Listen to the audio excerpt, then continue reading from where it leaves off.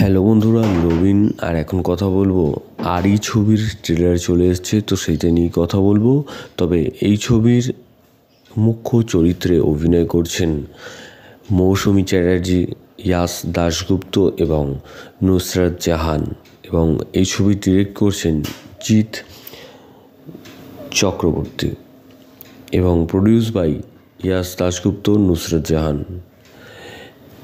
এবং এই ছবি ট্রেলারটা কিন্তু প্রায় 3 মিনিটের একটা ট্রেলার। তো ছবির ট্রেলারটা কিন্তু বেশ ভালো, এবং এতদিন ইয়াশ দাশগুপ্ত যেরকম ধরনের ছবি উনি করতেন তার থেকে কিন্তু একটু আলাদা ছবি এই আরি ছবিটা। একটা মা এবং ছেলের মধ্যে সম্পর্কের একটা গল্প, এবং এটা আমার মনে হয় এতদিন যেরকম ধরনের ছবি করেছেন ইয়াশ, তো লাস্ট তার ছবি যে সেন্টিমেন্টাল, তো সেটাও একটু অন্য ধরনের ছবি ছিল, কমার্শিয়াল। কিন্তু এই ছবিটা টোটালি আলাদা, এর গল্পটা কিন্তু বেশ ভালো। এবং এখানে গল্পটা হচ্ছে নুসরাত জাহান যে ক্যারেক্টারটা করছে, সে একজন রাইটার। সে একটা কিছু লেখার চেষ্টা করছেন, কিন্তু তার ক্যারেক্টার হয়ে উঠছেন এখানে ইয়াশ দাশগুপ্ত এবং তার মা মৌসুমী চ্যাটার্জি। এবং ইয়াশ দাশগুপ্তর সাথে তার একটা সম্পর্ক তৈরি হচ্ছে, এবং এদিকে আরেকদিকে মৌসুমী চ্যাটার্জি এমন একটা একটা মানসিক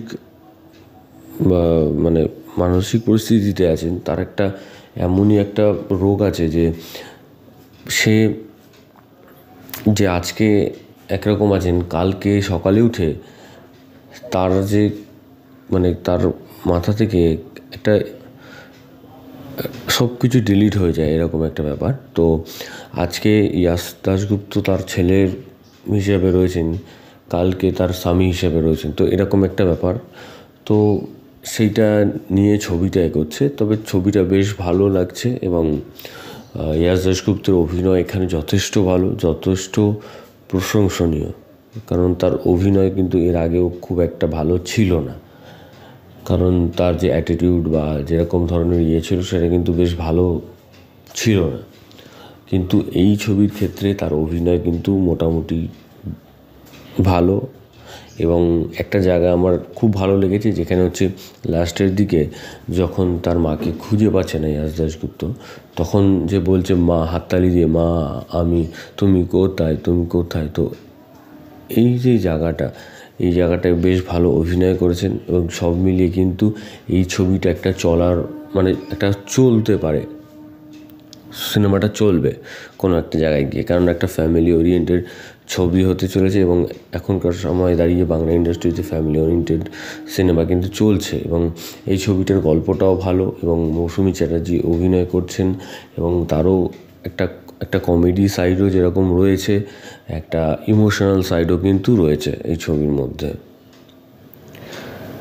এবং সব মিলিয়ে একটা ভালো ছবি হতে চলেছে। এবং ইয়াশ দাশগুপ্ত তার গত যে ছবি তার থেকে তার অভিনয় অনেকটা ইমপ্রুভ হয়েছে।